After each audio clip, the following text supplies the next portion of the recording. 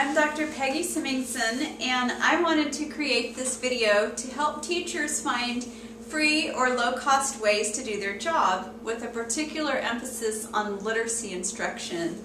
So a lot of these ideas are aimed for elementary school teachers, but they can certainly be modified for all levels. So a challenge we all face as educators in the classroom is finding resources, and oftentimes we find these resources on our own, and so that can be challenging with student loans and budgets and just living. And so these ideas are meant to be practical. Please feel free to add your own as well by putting a comment below this video.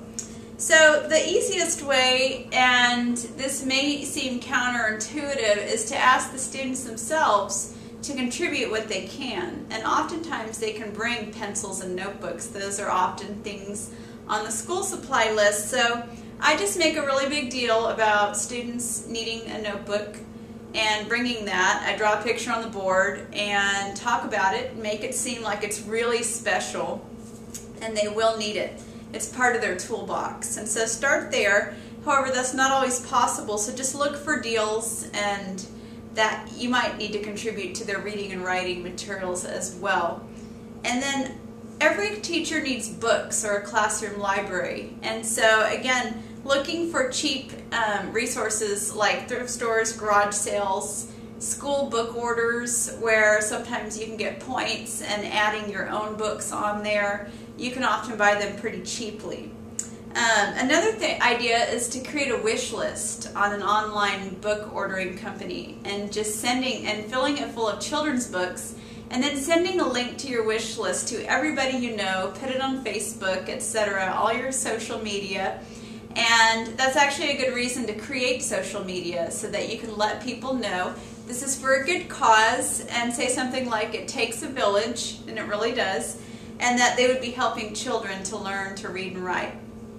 Emphasize in there that, research suggests the more access kids have to quality literature, the better they will do with their literacy skills. And so include something kind of objective in your plea so that people know that this will be beneficial.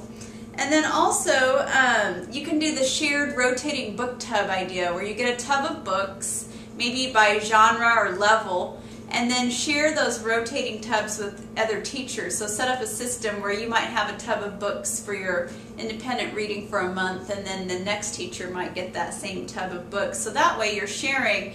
Put a big, large sticker on the front. Just print out labels with your name on it so that it's very clear who it belongs to. Another idea that teachers use is to get sponsorship, and there's two ways to do that. One is through creating a project through a website like Donors Choose, and these projects can often be up to amounts of like $500. You may not get all of that for your project, but you might get most of it. And you can do something like creating good writers by having good books. So you can create a mentor text unit, for instance, or maybe you want to use iPods with your kids to get them into mobile technologies and literacy learning. So go to donorschoose.org and browse the projects, and then create your own. Also, that's a good one to advertise on Facebook, and just keep on promoting your link until you reach your goal. And you can reach your goal. Just look at winning projects and see how they wrote theirs up. Another thing you can do is grants. So just looking online for grants for teachers. There's a ton out there. You just have to find them, call the people and ask what they're looking for, and then spend time on it and have other people read your grant proposal. Librarians are often looking for grants, so they're good people to talk to. So network, look for grant opportunities for teachers, have a good cause. If you can connect it to math and science and social studies, all the better. But literacy projects are worth funding. Just look for those opportunities. Online also is a website you may know of called Teachers Pay Teachers. They sometimes have free resources or inexpensive resources that you can use for environmental print, posters, ideas, activities, etc. So that's always a good one. And you can also maybe even contribute to Teachers Pay Teachers website.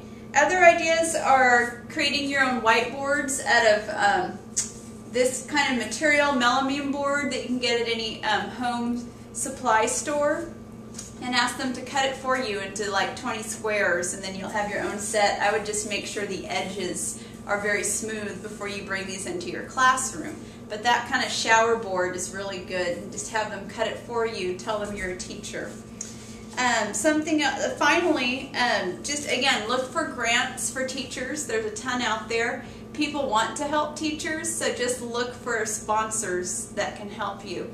Those are just a few tips. I'll continue this video series by talking more about ways that you can seek help so you're not just on your own in the classroom. So keep up the good work, teachers. Thanks for all you do.